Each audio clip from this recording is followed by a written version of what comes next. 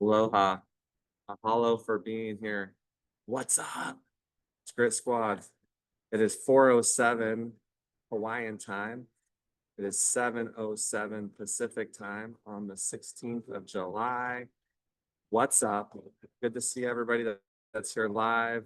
For those that are watching on replay, thank you. I know Zach and Tyler. Well, I know Tyler watched the replay from the other night because he messaged me and told me a little bit about the call, about cutters that he learned from watching the video. And he learned about patience, poise, and having a purpose, having a POA, having a plan of action. So good job on that, Mr. Eddie, the younger Eddie brother. But yeah, I'm pumped to play this weekend. Like you guys know, I'll be out of town, but I'll be following along, getting the updates from Willis and Lot and Jesse, trying to watch as much as I can on Game Changer by the pool. Just tough. You got sunscreen and sand. It's a rough life over here on the islands, but so we're gonna play 6, 8, and 9 on Friday night. Practice 1 to 3 at the Visitation Catholic School, same place we were last week. So we will meet there 1 to 3. Games 6 for pink, 8 for blue, 9 for black, the nightcap for the black squad. And then Saturday, it's getting windy. I'm about to blow away here. Saturday, 11 o'clock. 11 o'clock. We're going to have those that can, those that are able to, are going to meet at Big Al's. Big Al's. Now's when I should see a lot of you guys head down, writing something down, taking notes. Big Al's. It's on Barrows in Beaverton. So we're gonna meet there 11 to like 12:30-ish. Coach Willis, Coach Jesse are going to be there. It's kind of like a bowling alley, but there's arcade stuff. Coach Willis is going to do a little team building activity. So if you can be there, and then the pink plays at 2, and then we play at 4, and we play at 6. I think it's blue at 4, and then black at 6, or is it reversed? Chin shaking his head. Reverse. It's black, then blue. Chin's thinking yes. Willis is saying no. We'll have to double check on that. Are you confident, Braden?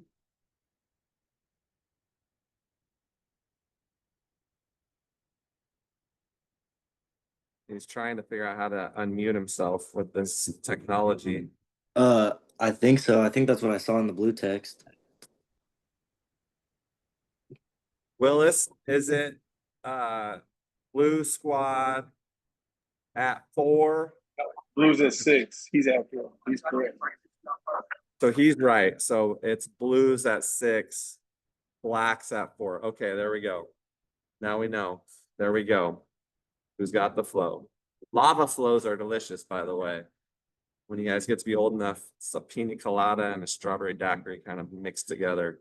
So that's the plan. After that, we'll know the schedule. So we don't know after those first 2 games for each team.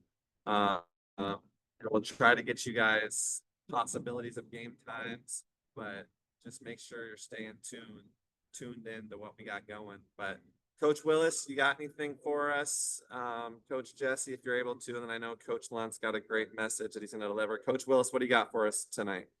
Blue team, I'm going to send you guys a film clip on YouTube. I'm going to send a link out. I was able to put some clips together and some of that defensive rotation stuff that we were talking about after the game. So just be on the lookout for that. That'll come out tonight. So just make sure you give that a look so we can kind of improve there. Other than that, everybody, let's just be ready to go this weekend and continue our positive progress, and let's be ready to go. Let's get it. Let's go.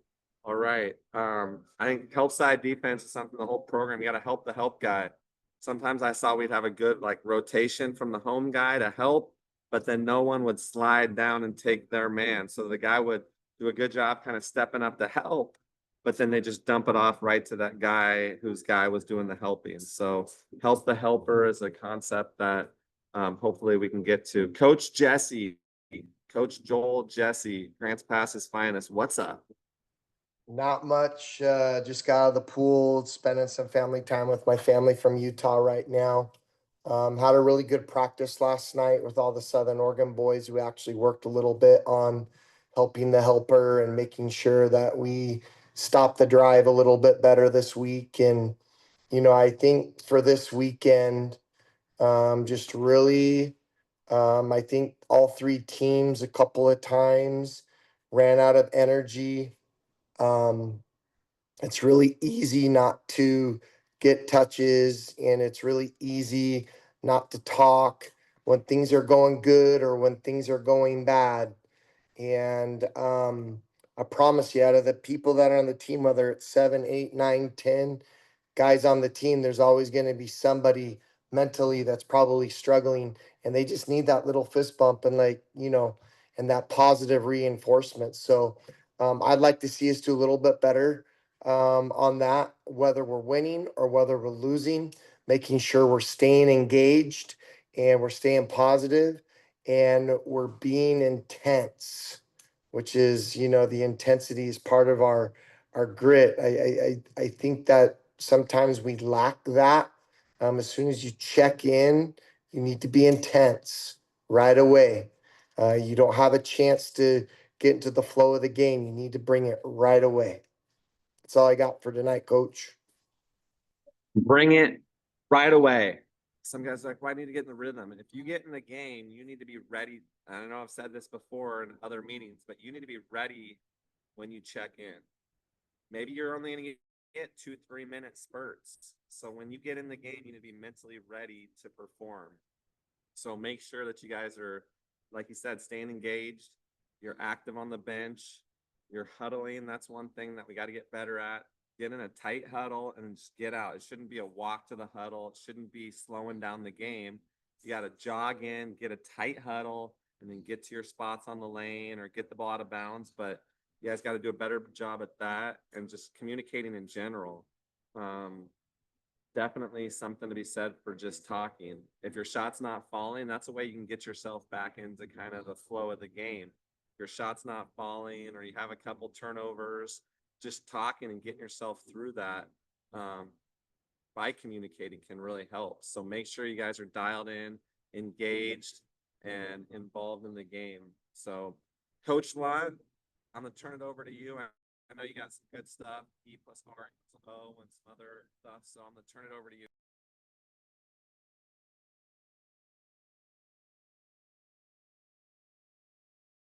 Brent, did you make me co-host? Yeah. Okay. I can't. Okay, sweet. You have it? I think I got it. Yeah. It says it.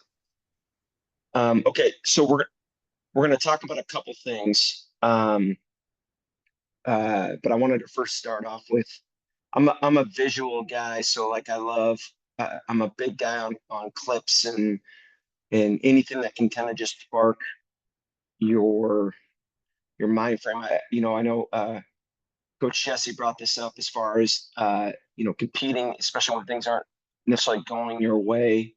One of the things we talk about in our program is comparison to your best self, which is the Mamba mentality. And having a Mamba mentality, which means everything that you do, you're comparing it to your best self. And what does your best self looks like? Now, a lot of times, you guys might think you're doing your best, and that's okay, but that's part of coaching's job is to push you and to get you outside your comfort zone. But once you really get to that whole mindset of not playing a comparison game to others, but playing a comparison game to your best self, that's only when you start really venturing into areas of greatness. So I love this clip. I'm going to show it to you guys. But this is kind of the whole idea behind what Mamba mentality means to us in our program.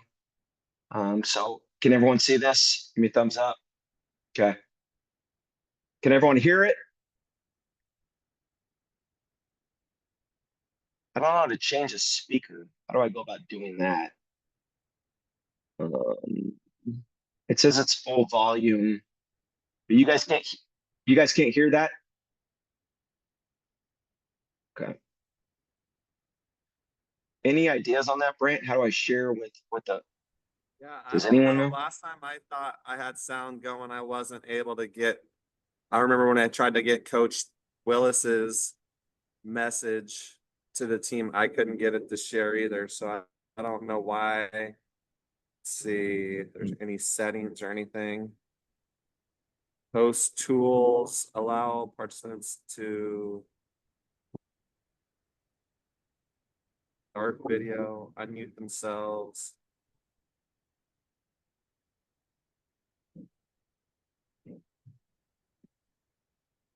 I don't see anything that's gonna Yeah, I'm taking a look too. allow that.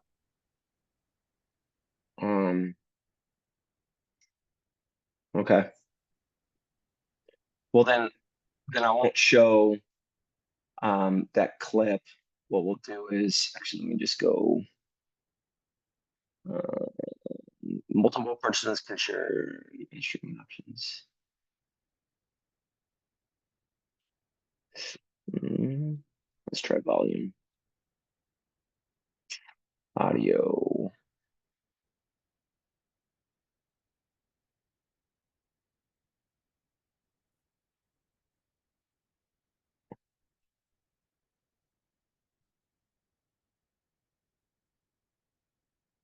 All right, here we go. Hold on, let's see if this works. I found one of the share options that said share sound available. Where's that at? That was under let's see. I went share down at the bottom, Yep. and then over on the right side it says share options. Is that in the advanced settings? It just says layout. No, it's under screens, and then to the right side. I don't have all those Share. up. I don't have those Maybe, options. maybe that'll make you host and it'll let you. Let's try that. Okay. I just made you host, so Okay, let's see. try So we going go. to share screen Yep. or share with the green arrow up. On the right side, does it say anything? Share options. It says share sound. Let's Share try sound. this. Try clicking on that. Okay. All right. Let's try it again. Can everyone see that? See that video? Not yet. Not No. yet. Okay. All right. All right. Can Now we everyone can see see that? the video. Okay. We can All right, see the so- video. Let's see if we can hear it. Can we hear it? No. No sound. No sound still? No sound still. All right, hold on. Let me go back to that though.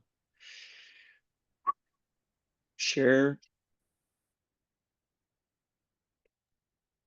Okay, let's try it one more time. Boom. How about now? Okay.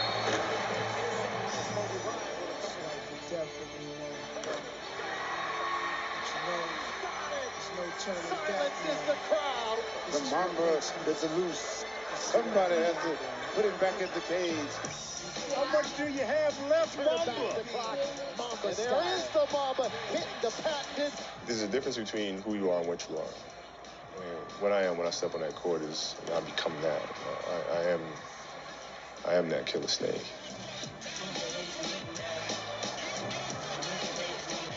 It's okay to be a nice guy off the court. We want you to be nice and do different things. But on the court, you got to be a prick. I mean, you really do. Because everybody's trying to take what you have away from you. Your opportunities to win a championship, your contracts, your money. You don't get to play this for 50 years. You get a very limited time to play this. So if you're not a prick out there trying to elevate yourself, elevate your team to get to the levels that you want them to get at, you ain't gonna make it. You're not gonna make it. And to me, he was just lethal out there. He was willing to rip your heart out in order to achieve his goals. That's what I got out of Mamba mentality. It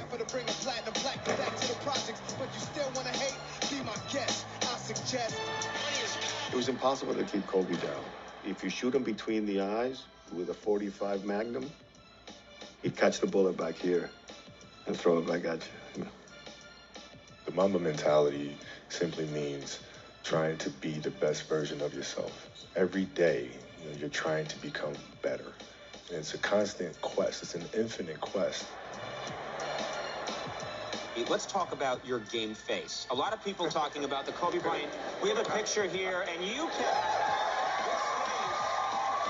I got the impression that you would take that face home at night, eat ice cream with that face. When you play, like all your emotions just pour out, and the face. The face happens. You know what I mean? All right, just a good clip. Couple takeaways from that, which I think is very important to understand as a young athlete. Kobe talks about it, he goes, there's a difference between who you are and what you are, and what you are. And I think that's an important thing to understand when you step in, and I've used this term with my teams before, like when you step into the battle zone, like when you step in between the lines, this is a fucking war. And it's okay to get outside your comfort zone with who you are, knowing that this is what I am when I step on the floor. If you know anything about Kobe, like obviously 3 children before he passed, like, nicest guy off the floor, all that stuff. But like when he stepped on the floor, it was absolute kill mode. And that's when he talks about the Mamba snake and having that mentality. But like, I think that's a big thing to understand. There's a difference between who you are and what you are. And you've got to make sure that those things are, not necessarily different, because there's some guys that are just killers with everything they do, and that's fine. But like, you've got to have that mentality when you step on the floor. I think the other thing that I love, is anyone know who that old guy was that was talking about his mentality? Raise your hand if you know. It's like OG Laker fans. Anyone? Coaches, anyone know? Rambis. Kurt Rambis, yeah. Who, if you know anything about Kurt Rambis, was not the most athletic, was not the most gifted, but was an absolute motherfucker and would take your head off and gave 2 fucks. But he played with that competitive spirit. It's one of the reasons why he was able to play in the NBA for so long. But I think that the message he sends home is you got to be a prick. Like this is part of like the deal. Like, in the higher the level you go, you've got to be even more of a prick. Because when you start getting about that level, we're talking NBA now, professionally, like guys are coming after your contracts, guys are coming after your playing time. I mean, this is like feed the family type deal, or not feeding at all. And it gradually gets higher the higher the level you go.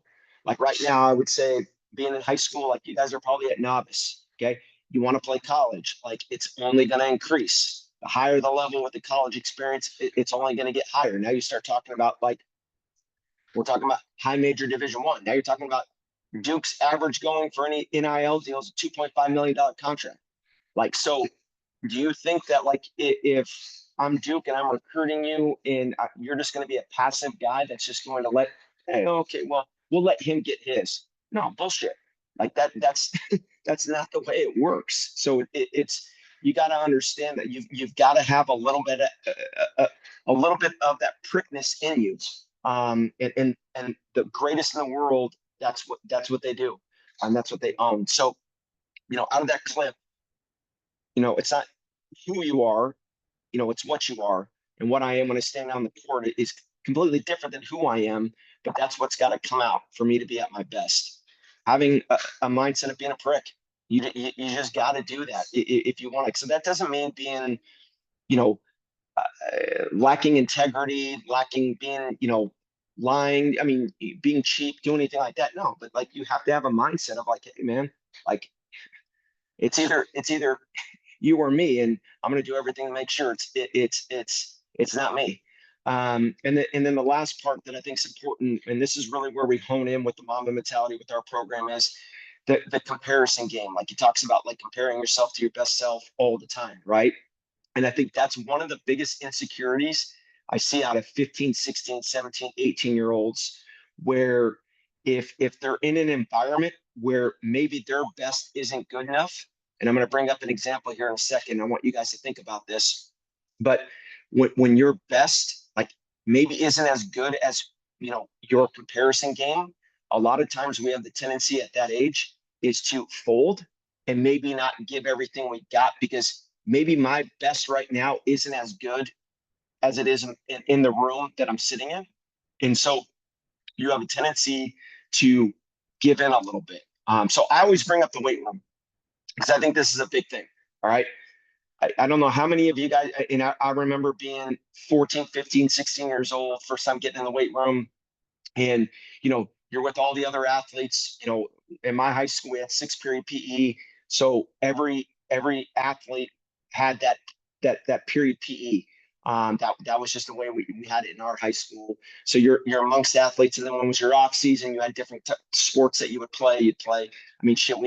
Back in my day, when I was in high school, we had wrestling. You know, we had badminton, we had volleyball, we had basketball. You know, we had football. We had all those things. But you'd be hanging out with the non-season athletes, and you know, playing with them, or whatever 2-week sport that you had. So this was one of the things that, and this is me being self-aware of who I was, but I'll never forget being 15 years old, being a freshman, and we go to the weight room, and it was our off. So I didn't play spring sports, so I played football for fall, and then I played basketball for winter, and then I never played a spring sport. So we'd have weightlifting, right? And I'm 15 years old, you know, barely got any hair in my armpits. Yeah, I hadn't matured at all, you know, like, I mean, and I'll never forget, like, we bring up bench press, like you're sitting, you know, you're getting ready to bench, and getting ready to bench next to a senior football player, and he's throwing up 225, he's throwing up 285, you know, and you're this guy next to him, right? And shit, it's 115 for me. You know, I barely, you know, put 35s on, and I can barely get that up 3 to 4 times, right? So the insecurities I had and this is where it's so important to play the comparison game to your best self, is the insecurities I had was all I did was focus and compare myself to the person that was lifting weights next to me, right? And so when I got to the weights, I felt ashamed, felt like I wasn't strong enough, I felt like I wasn't good enough, like all of those things, which then allowed me, as in my training session, to not go as hard because I was embarrassed with how much weight I could push up in the bench press compared to a senior that was throwing up a lot more weight than I was. All right. So I want you to think about that for a second. All right. And this is where it goes into the whole Mamba mentality, the comparison to your best self. Like, no matter what, in that situation, I'm not strong enough to be able to do what the senior is able to do. I'm not. But if I'm playing a comparison game where I'm focusing all my attention on what they can do, which is going to allow me to not maybe give it my best self, how am I ever going to get on page with that senior? So your mindset's got to change. You've got to focus on, what does your best self look like? Like, what does that look like? And then do the best you can to keep improving on that. You can't let insecurities, you can't let comparison game take away from what you're trying to do and what you're trying to build as an athlete, as a player, as a person, all of those things. Because here's what it all comes down to. I have zero control over that other person. All I have control over is my best self. All right. So I want you to think about that. I want, you know, and I get it. Like, it feels like yesterday I was 15, 16 years old, and I'm fucking 45 now. So like, I get it. But like, those things, when you get older and you start looking back on those, and gosh darn it, I tell my daughter's gonna be 15 tomorrow, and I tell her all the time, I say, don't worry about those things. Those things aren't gonna matter. Now, she's 15, so she's not gonna listen to me too much. But like, it's that whole idea of like, the more older you grow, the more mature you get. Like, you start you stop playing the comparison game with others, and you start focusing on your best self and what that looks like. All right. So, raise hands. Has anyone ever been in that weight room situation before where you felt that way? Where you rolled in that weight room and maybe someone else was a little bit stronger, bigger, than you, and like maybe you kind of were like shied away from lifting because you were just kind of like insecure about that. Anyone ever been in a situation like that? And if you have, talk on it. This is a vulnerable space, so no one's going to get judged on anything.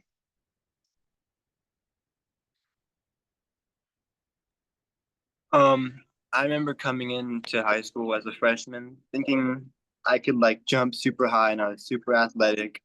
And then I came to the first open gym and the senior just dunked on me.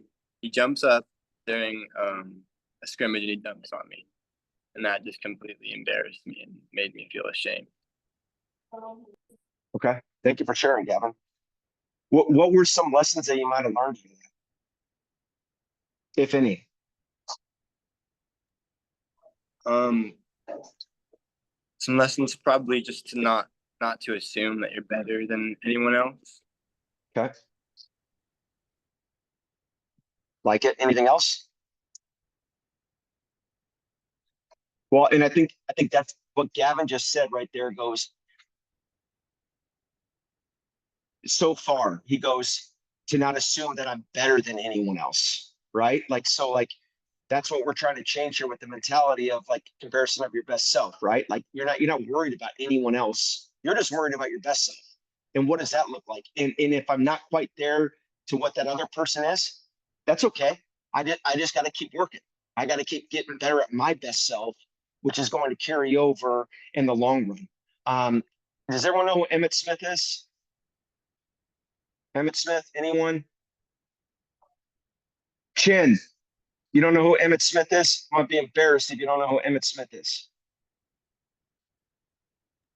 No, I know. Are you kidding me? No, I do know. Oh, you do know. Okay. Who is he? Wasn't he like the running back? Yeah, he was a running back for the Dallas Cowboys, all time. Well, he ran for the Arizona Cardinals too, but he's all time rushing leader in NFL history, right? Broke Walter Payton's record. If Barry Sanders would have never retired, Barry Sanders would be crushing it, but that's another whole other conversation. But one thing that Emmett Smith would always talk about was this.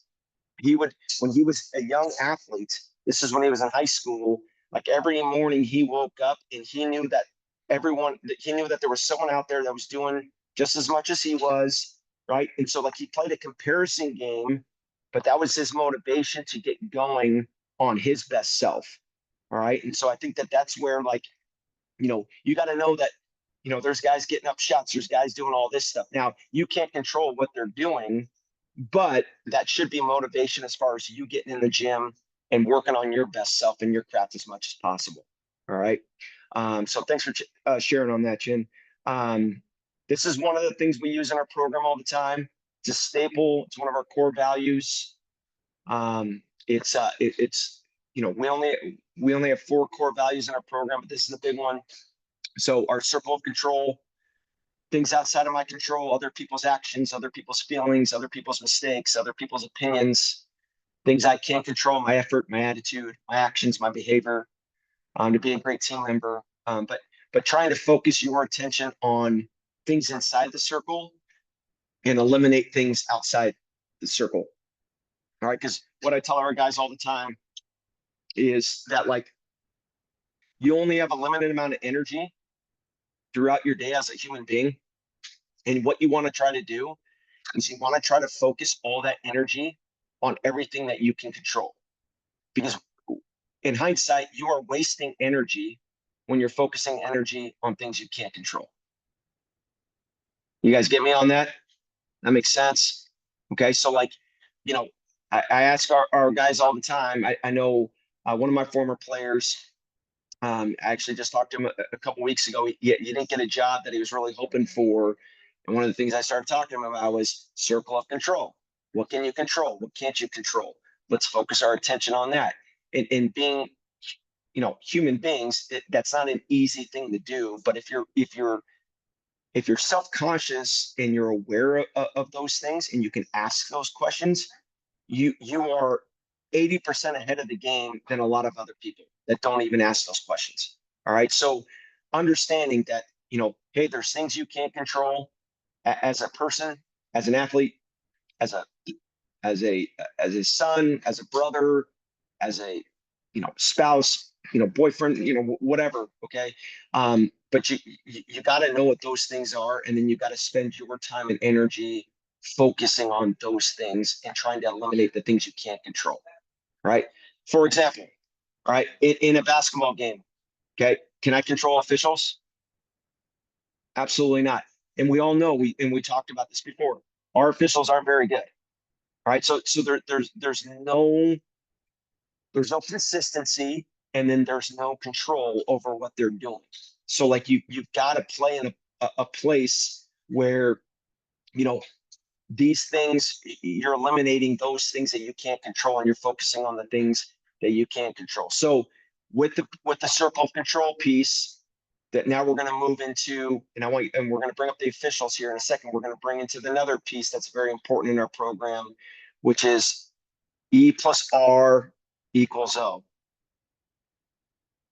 So event plus response equals outcome.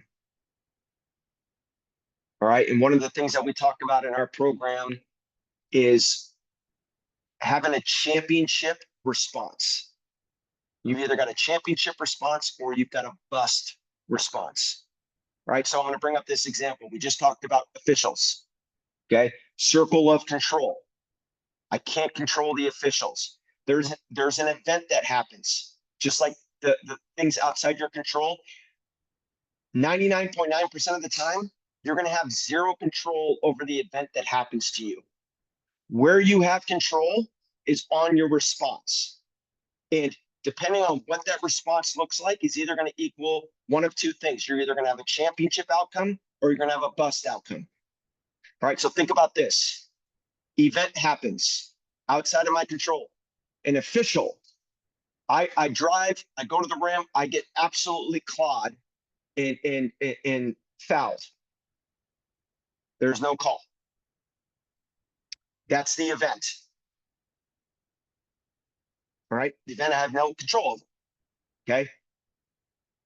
I need someone to unmute themselves and tell me what a bust response would look like in that situation.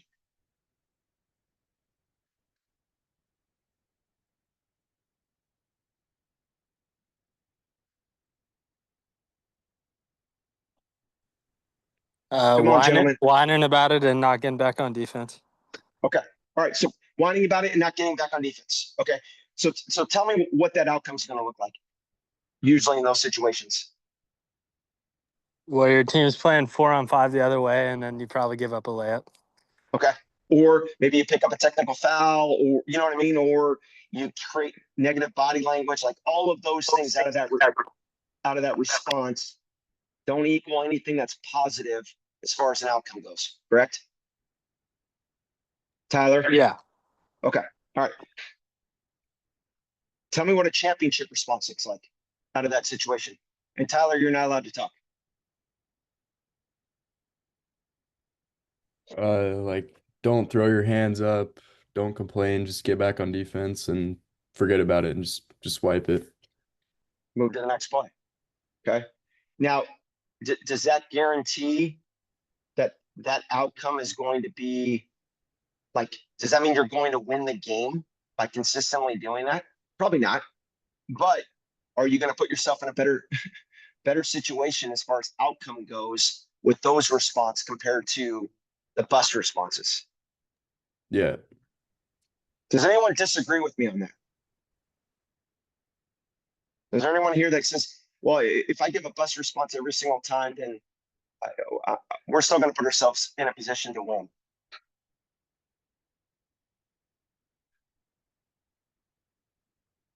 Anyone?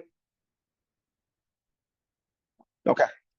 So E plus R equals O. And we just brought up a basketball a basketball, analogy. Now it's like, what do you start? And I've spoken to middle school kids about this that don't even like sports, but just getting them to think about the mind. So this is one of the things that I've used with some of my presentations before. Is we just talked about the formula that means, or the formula means that the things that happen to you, events plus how you react, response equals the result outcome. You can't always control what happens, but you can always choose how to respond. So this is one of the examples I brought up with kids that are, in summer school and, having trouble with peers. Imagine your friend says something rude to you. That's an event. You have zero control over that, right? Here's a bus response. You can snap back at them as a response, which could very well end in a fight, okay? Which is probably not going to be the best outcome in that situation. Or you can stay calm and ask what's up. If it's a friend, communicate, right? And maybe in that situation, they apologize because your response has been about understanding and helping, rather than snapping back and being defensive, which we talked about BCD. All right. But like E+R is with everything you do in your life, everything. And it's such a valuable tool to learn, at a young age. Now, are you all in no one's perfect at this. I'm not saying that once you understand what this looks like, that you're going to be perfect at this. But I'll tell you right now, the more you are aware of it and you can ask these questions, you are going to by far have more championship responses than you will bust responses, just because it's an equation that you've learned that you can now apply to everything that's going on in your life. Does that make sense? Okay. So I really try to hone in with all of our guys. All right. And I got it on my wristband. But these are things that we try to live by. These are things we try to instill in our guys all the time, because this isn't just about basketball. This is about life too. And understanding the value of taking in things outside of your control and understanding that your response is something you do control. And are you striving to have a championship outcome, or are you striving to have a bust outcome? But being aware of those things. All right. So I just wanted to share. I know I talked a bunch last night, with you guys about film, and you guys did an awesome job on that. But I wanted to share that because I think it's a very important thing. And what I would challenge you guys to is, like, when things happen, because every day, can anyone bring up an example of an event that happened today where they either had a championship response or a bust response? Anyone got anything? Coach, I do. I think not today, but necessarily the black team last weekend when we were playing in the championship game and we fouled with 8 seconds left and the referees didn't call anything. I think we could have reacted really, really piss poor and lost our crap, because it was the worst call probably in the history of me being a coach, of not doing that. And our boys, we gathered together. We said, let's not worry about it. We'll get them maybe next week. And we just moved on. I thought that I thought our boys did a phenomenal job handling a really, really bad event, and their response was great. I was really proud of them for not losing their crap. So. And just to add on that, Coach, because you brought up the event, you brought up the response. Like, in hindsight, how do you feel the outcome was? I felt like we grew. I felt like we knew that we couldn't control, like you were talking about, the referees, and I felt the outcome made us, it allowed us to learn, but it also allowed the boys to mature a little bit. I know that there's games that our boys have seen where parents and other boys do not respond in a championship manner. And I felt like, for me as an adult, for those who know, me, and as a past coach, I'm very passionate if I would have been a rookie coach, I would have probably lost my crap, but I didn't, just because I've learned that there's nothing I can do about it. You can't change the past. You can only move forward, learn from it, and try not to make the same mistake. And so my outcome has been over and over and over, and learning how I handle those situations, and know that if I act belligerently, it's not going to change the course of action.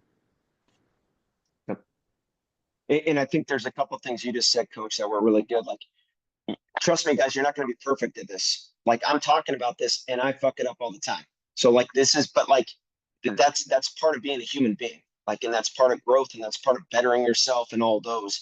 I think just the idea that you guys all have to understand is understanding when these situations come up, and know that you do have a choice. And sometimes you make the wrong choice, and that's okay. But part of growth is learning. So I think, Coach Jesse brought that up, which was great. Any of you guys whether it's a bus response or a championship response, any events that have happened in the last couple of days where you've been like, maybe you've noticed, and then you've also noticed, or you can reflect back on your response and how that's probably either ended up in a championship outcome or a negative outcome. Is there anything you guys want to share?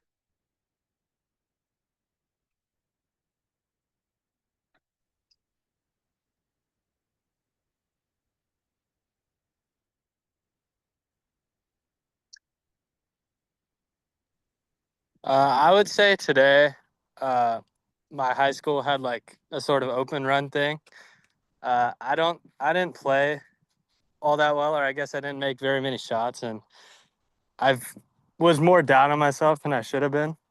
So I think that was more of a bust response. Yep. And Tyler, how do you feel the outcome was?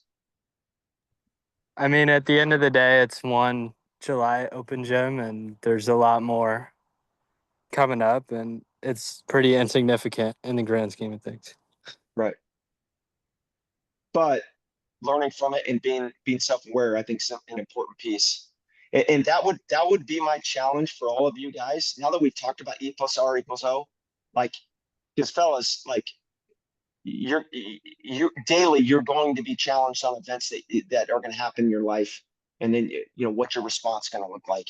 And it's only going to get worse the older you get, because now you got a lot more responsibility on your plate. But what I would challenge you guys on is, next time we get together, which will probably be next week, as far as on a Zoom call, I like for you to be self-aware of that, and possibly think through an event, and maybe that comes through this weekend, playing wise, but maybe an event outside of playing, where you've realized that this event's happened to you and it's out of your control, and you really like focused on trying to have a championship response in what that equaled out to.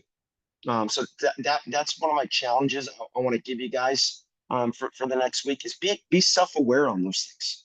Like, really be self-aware, be self-conscious on those things, because that's only going to better yourself as a person, as a leader, as a human being, all of those things. So E+R=O, right? Event plus response equals outcome. No BCD, no blaming, no complaining, no defensiveness. And then focusing on the things you can control, and eliminating energy from things that you can't control. All right. And then last piece, and I know I've thrown a lot at you, but playing the comparison game with your best self. Don't worry about what others can do. Who gives a fuck? You got zero control over that. Just focus on the best version of you, day in and day out. All right. When you look in the mirror, maybe you're not to where you want to be, but you can actually look yourself in the mirror and go, hey, I gave everything I had today. I gave it my best self. Right. And that's going to take you so far with your journey, as far as becoming the best version of yourself. So thanks for listening. Hope you guys got some good stuff. Always feel free to reach out to me about anything. And looking forward to competing this weekend.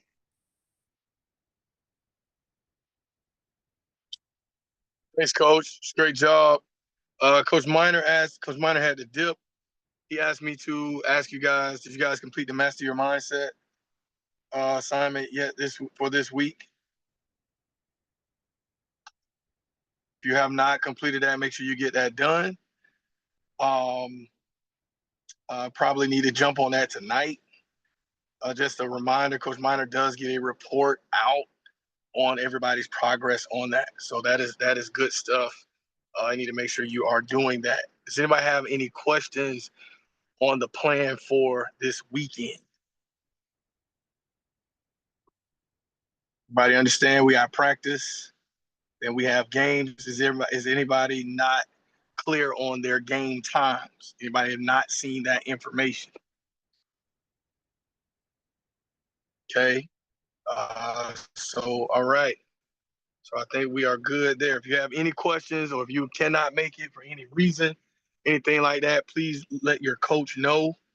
You can reach out to myself, Coach Miner, Coach Jesse, or Coach Lunt. But let's have a good showing this weekend, especially with Coach Miner being out of town. Okay. All hearts and minds are clear. We'll say good night, and we'll see everybody Friday.